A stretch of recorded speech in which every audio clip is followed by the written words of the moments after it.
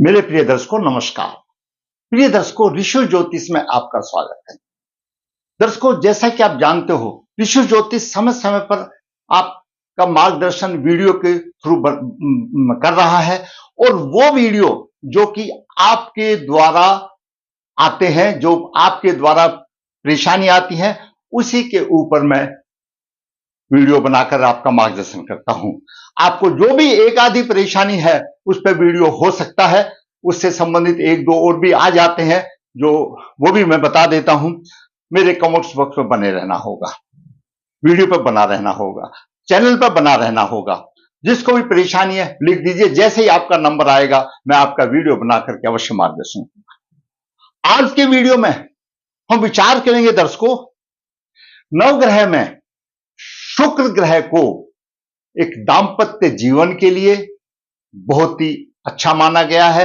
और मैं हमेशा कहता हूं, जिसका शुक्र सब कुछ शुक्र अच्छा है उसका जीवन भी अच्छा है, क्योंकि शुक्र भोग विलास का कारक है। शुक्र बेटी है, शुक्र लक्ष्मी है, शुक्र स्त्री है और शुक्र के बिना भोग विलास संभव नहीं है और बिना भोग विलास के इस समाज में दाम्पत्य जीवन भी सफल नहीं है। दर्शकों, आज हम वीडियो को लंबा ना करते हुए विचार करेंगे, आपकी कुंडली में अगर 12वें भाव में शुक्र हो, ये कुंडली का 12वां भाव है। मैं हमेशा बताता हूं, ये लगन प्रथम भाव है, द्वितीय भाव धन का है, तृतीय भाव पराक्रम बुद्ध का साहस का है, चतुर्थ भाव माता के सुख घरेलू सुख, पंचम भाव शिक्षा बुद्धि विवेक का, छठा भाव रोग शत्रुन का, सप्तम भाव जीवन साथी का भाव है, अष्टम भाव आयु और कष्ट का, नवम भाव भाग्य और धर्म का, दसम भाव आप जो भी काम करें उसमें सम्मान प्रतिष्ठा, एकादश भाव इच्छा पूर्ति और आमदनी का भाव है और द्वादश भाव खर्च का और सेवा सुख का और विदेश का भाव है। शुक्र द्वादश भाव में शुभ स्थिति में हो तो शुक्र बैठ करके अच्छा धन योग भी बनाता है और शुक्र शोक्या मिजाज में खर्चा भी अधिक करता है द्वादश भाव में, और द्वादश भाव में शुक्र को अच्छा माना जाता है अगर शुक्र शुभ हो। परंतु इस द्वादश भाव में आपकी कुंडली से किसी भी की हो, ये द्वादश भाव में अगर के शुक्र के साथ राहु आ जाता है तो एकदम विपरीत बात आ जाती है, क्योंकि द्वादश भाव भोग का स्थान है, सेवा सुख का स्थान है, भोग का स्थान है और शुक्र भोग का कारक ग्रह है। राहु शनि आदि से पीड़ित होना द्वादश भाव में शुक्र का, तो यह बता देता है ऐसा जातक काम प्रति का अधिक हो जाता है, अंधा हो जाता है और राहु उसको मायावी बना करके रास्ते से भटक जाता है और वो माता पिता परिवार के लिए समाज में सम्मान कारक नहीं रहता, चरित्र उसका दूषित भी होने के चांस हो जाते हैं। इसलिए समय से पहले जाग जाओ। तो आज बालक की कुंडली में द्वादश भाव में शुक्र है, और भी कुछ योग हैं, उनसे विषय में हम आपको बताएंगे। मैंने आपको कुंडली की रूपरेखा बता दी। इस कुंडली की रूपरेखा के लिए जो जातक ज्यादा समझना चाहता है, मेरा ऋषि ज्योतिष का एपिसोड नंबर 5 आप देख सकते हैं। 12 भाव कैसे बने, कैसे रचना बनी, आपको सब मालूम पड़ जाएगा। दर्शकों, आज का विषय है परिस्थिति पर ध्यान नहीं दिया तो समाज में सम्मान नहीं, द्वादश भाव में शुक्र और राहु। जैसा कि मैंने पहले बता दिया, यह द्वादश भाव है, भोग का स्थान है और शुक्र भोग प्रिय ग्रह है। राहु आ गया तो राहु मायावी है, उसको रास्ते से भटका देगा। और हमारा ज्योतिष शास्त्र यह कहता है कि अगर शुक्र के पर अशुभ शुक्र के ऊपर राहु शनि आदि का अशुभ प्रभाव हो तो ऐसे बालक के अनेक प्रेम संबंध बनने के योग बनते हैं। वो स्थिति आए उससे पहले उस परिस्थिति को, उस स्थिति को काबू में कर लेना ही आपके लिए सम्मान कारक होगा। बालक का जन्म 11 सितंबर 1999 शुक्ल पक्ष 2 उत्तरा फाल्गुन नक्षत्र 4 शनिवार को हुआ। जन्म के समय पर सिंह लगन उदय हुआ। सिंह लगन के 28 डिग्री है, सूर्य 24 डिग्री लेकर बाद में बुध 26 लेकर के अस्त है, चंद्रमा 7 डिग्री 37 मिनट लेकर के द्वितीय भाव में है, मंगल चतुर्थ भाव में अपनी राशि में 11 डिग्री लेकर विराजमान है और छठे भाव में केतु 17 डिग्री लेकर विराजमान है। नौवें भाव में शनि 25 डिग्री नीच राशि और गुरु 23 डिग्री 12 डिग्री लेकर विराजमान है। शनि का नीच भंग हो रहा है कि मंगल यहां पर केंद्र में है। सिंह लगन के लिए मंगल अतीव कारक ग्रह है, त्रिकोण और केंद्र का स्वामी और केंद्र में है, अच्छा घरेलू सुख दे रहा है। द्वादश भाव में शुक्र कर्क राशि में, द्वादश भाव में शुक्र 24 डिग्री लेकर, वहीं पर राहु 17 डिग्री लेकर, यहां पर शुक्र के साथ राहु भूखंड योग बन गया, यानी शुक्र पीड़ित हो गया राहु से, उसका गलत जगह पर भोग का स्थान बना देता है, मायावी भटका देता है, आपसी समाज और चरित्र बल कमजोर होने की पूर्ण रूप से आशंका हो जाती है। अगर आपने स्थिति परिस्थिति पर ध्यान नहीं दिया तो समाज में नाक भी कर सकती है। तो ऐसा यहां पर द्वादश भाव में शुक्र राहु है। द्वादश भाव में शुक्र, जैसा मैंने पहले बताया, एक तरफ खर्चा अधिक कराएगा, क्यों? शुक्र द्वादश भाव में बैठ करके बहुत शौकीन होता है, क्यों? खर्चा ज्यादा करा देता है, खर्चा अधिक कराएगा। तो दूसरी तरफ लक्ष्मी योग भी बनता है, माना जाता है, क्योंकि हमेशा शुक्र जहां बैठा होगा उससे द्वितीय भाव को लक्ष्मी योग से बिल मिलेगा, द्वितीय भाव लगन है। लेकिन यहां पर पीड़ित शुक्र परेशानी दे देता है। द्वादश भाव भोग का भाव है और शुक्र भोग का कारक ग्रह है। यहां पर शुक्र पर राहु शनि आदि का दृष्टि का प्रभाव या युति का प्रभाव हो तो अनैतिक कार्य कर सकता है। ऐसा जातक अनैतिक कार्य कर सकता है और गुप्त रीति से अपने जिनेंद्र सुख को भोग कर सकता है।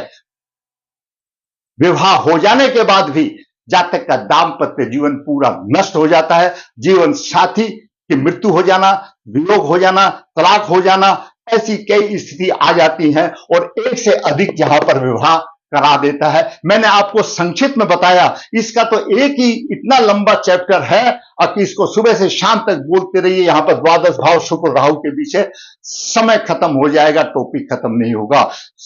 कुल मिलाकर के यहां पर शुक्र राहु की स्थिति अशुभ मानी गई है, चरित्र बल कमजोर हो जाता है और माता पिता की इज्जत को बट्टा भी लग जाता है, समाज में परेशानी भुगतनी पड़ती है।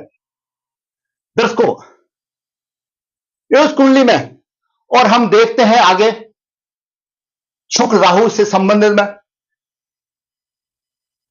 अगर शुक्र व सप्तमेश, शुक्र या सप्तमेश शनि, कोई भी होने दो, किसी भी कुंडली में शुक्र या सप्तम भाव का स्वामी सप्तमेश पर शनि और राहु की दृष्टि हो या युति हो तो ऐसे जातक के अनेक प्रेम संबंध हो सकते हैं, विवाह भी एक से अधिक हो जाते हैं।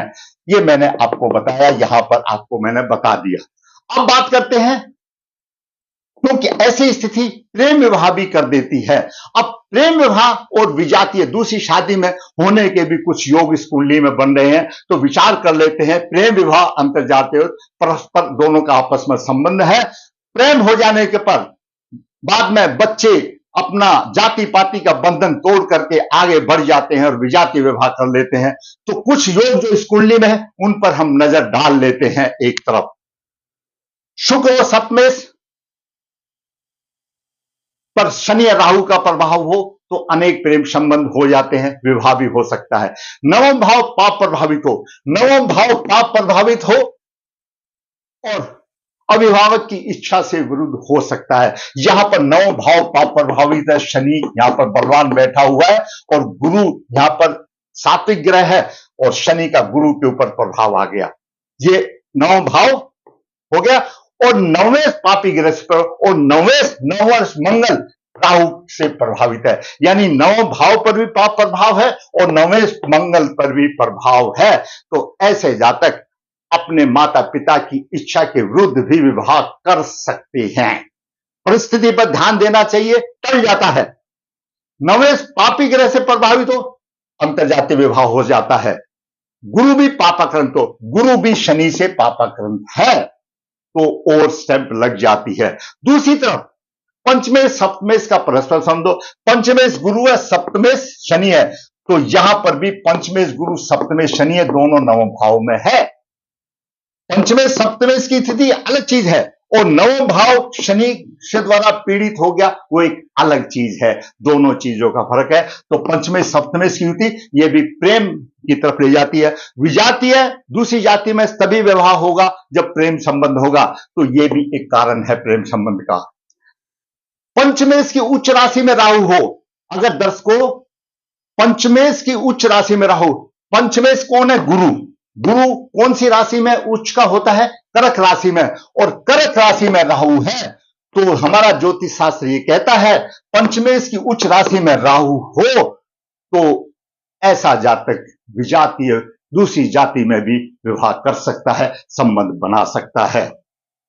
ये मैंने आपको 5 योग बताए, इस कुंडली में ऐसे हैं, ऐसा जातक प्रेम विवाह या दूसरी जाति में भी विवाह करने के योग बनते हैं। अब दूसरी तरफ बात देखते हैं, सप्तम भाव क्या कहता है?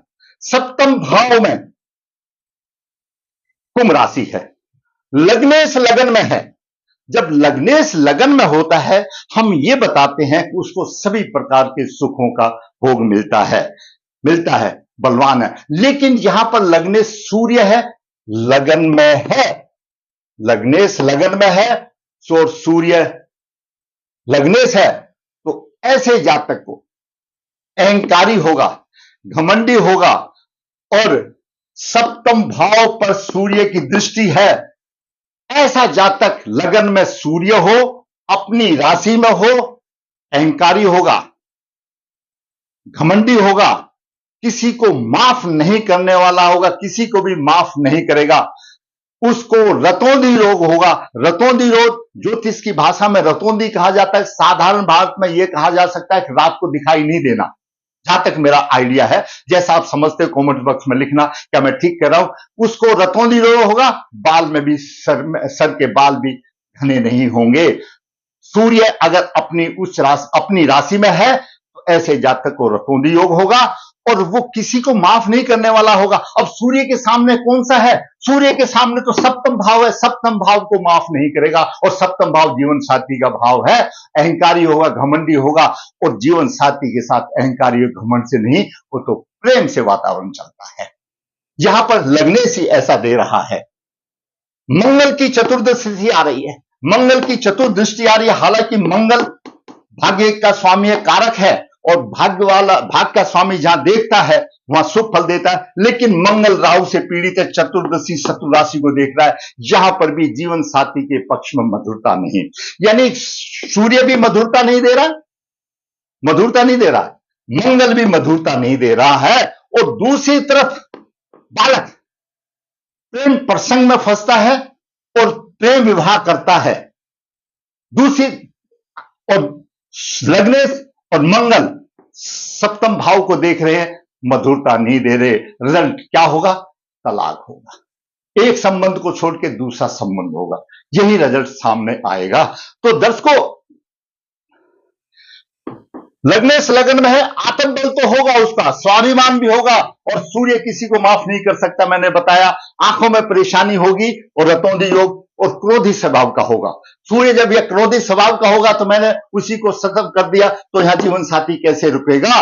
मंगल का भी वही हिसाब है, तो परेशानी रहेगी, और इधर परेशानी रहेगी, इधर यह हो गया, एक से अधिक संबंध हो गया, विजातीय व्यवहार होगा, तो उनकी भी कोई गणना नहीं रहेगी। तो ऐसे जातक को परेशानियां आएंगी। दर्शकों, अगर आपने कोई भी ज्योतिष का योग जो घटता है वो देश काल परिस्थिति के आधार पर घटता है। अगर आपने परिस्थिति को पहले से काबू में पा लिया, उपाय पा लिया, तो आपका सम्मान बच सकता है। नहीं तो आप सभी, मेरे भी बच्चे हैं, आपके भी बच्चे, सम्मान में क्या चीज बर्दाश्त करनी पड़ती है वो सब अच्छी तरह से जानते हैं। ये योग है शुक्र और राहु, यहां पर अलग योग आ गया। और मैंने इस कुंडली में 5 योग ऐसे बता दिए कि पंचमेश की उच्च राशि में राहु हो, विजातीय विवाह होगा, पंचमेश सप्तमेश प्रेम विवाह होगा, नवमेश पापी ग्रह से पीड़ित हो, दूसरी जाति में शादी होगा, नवम भाव पर भी पाप प्रभाव हो, दूसरी जाति में पड़ा हुआ, सप्तमेश शुक्र पर दुष्ट हो, तो अनेक प्रेम संबंध होंगे। शुक्र और सप्तमेश पर राहु और शनि का अशुभ संबंध हो, अशुभ संबंध की बात है। यहां पर शुक्र हो गया और राहु अशुभ आ गया, तो अनेक प्रेम संबंध हो गए। ये विचारणीय बात आ गई है। आप समय पर जाग जाओ, अपने बच्चों की कुंडली शुरू से देख लो। मैं कहता हूं आपने अगर उपाय कर लिया तो कुछ नहीं होगा, बड़ी इज्जत से शौन शाकत से जियोगे। दर्शकों, क्यों आया ये योग? पूर्व जन्म के कर्मों से। उन कर्मों का प्राश्चित करना पड़ेगा। शुक्र राहु का भोखन दोष निकालना पड़ेगा। राहु मंगल का जो मंगल राहु से पीड़ित अंगारक योग करना पड़ेगा।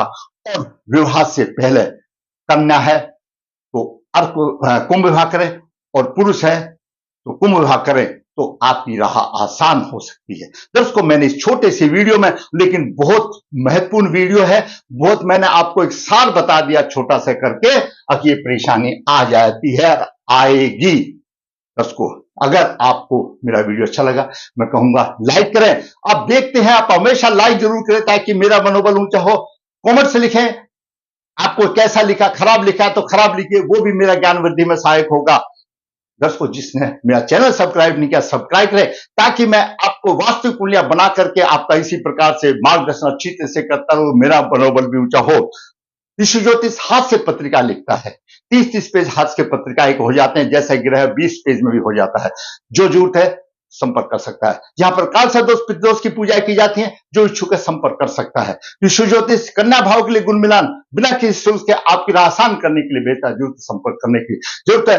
दोस्तों, आपको मेरा वीडियो अच्छा लगा है तो लाइक अवश्य करें, जिसने चैनल सब्सक्राइब करें। धन्यवाद।